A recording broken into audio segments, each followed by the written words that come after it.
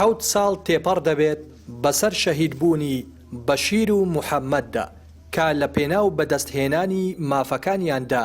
هاتنە سەر شەقام، بەڵام دەسەڵات بە گولە وەڵامی ئەوانی دایەوە و بوونە قوربانیەکی دیکەی دەسەڵات بەرامبەر خەڵک و خواستەکانی کە سوکاری شەهیدان و بەشێک لە چالاگوانانی سنوورەکە لەسەر گۆڕەکانیان یادی ئەو دوو شەهیدەیان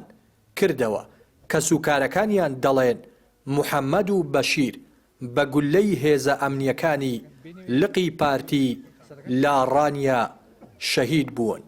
دوای تێپەڕبوونی زیاتر لە 7 ساڵیش هێشتا بکوژانی کوڕەکانیان دەستگیر نەکراون. هەموو ساڵێک لە 19 دیسەمبەری 2017 یادیان دەکەینەوە ئەو دوو شەهیدانە شەهیدی ئازادینە، شەهیدی ئەوە نەکا لە پێناوی مافی خەڵک، لە پێناوی ئازادی بۆ میلەت و بۆ گەنجەکان و بۆ نەوەی خۆیان هاتوونەتە سەر جادە و لە خۆ پێشاندانێکی ئاساییدا کە چەتەکانی پارتی لقی یازدا بەناحەق تەقیان لێکردن و ئەو دوو شەهیدەیان لێکەوتەوە زیاتر لە 50-55 برینداریش خەیاڵیان خاوە ئەو دۆسیانە چۆن لە مەحکەمەی هەنە ئاوەشە لای ئێمە هەنە چۆن ئەو ناوانەی لەکن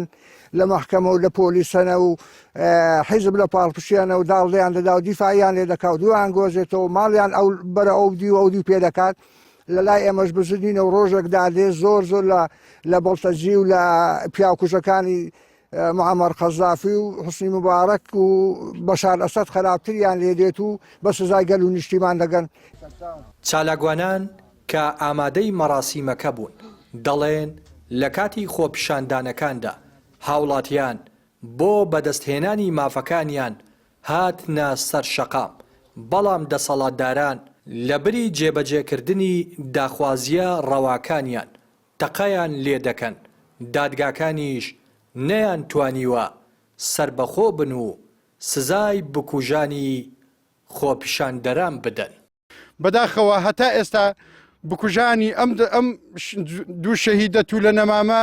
بە ئازادی دەسوڕێنەوە و هەتا ئێستا نەدراونە دادگا و دادگاکانیش بێلایانی لەم کەیسەدا. بۆیە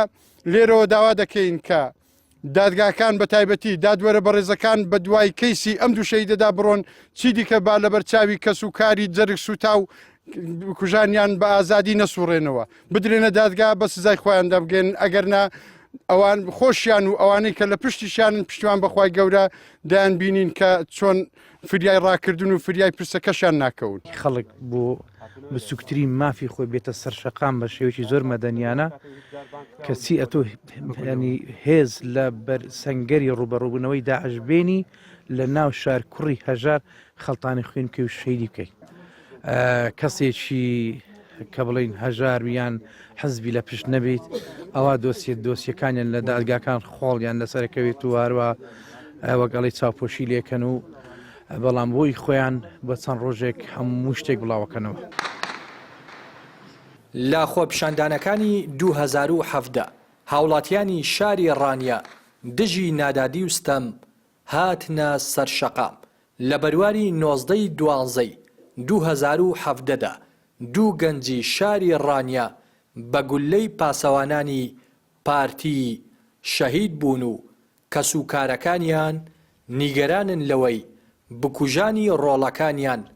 دادگایی نەکراون و ئازادانە دەسوڕێنەوە. ڕێناس ئەرسەلان، کەناڵی پەیام ڕانیا.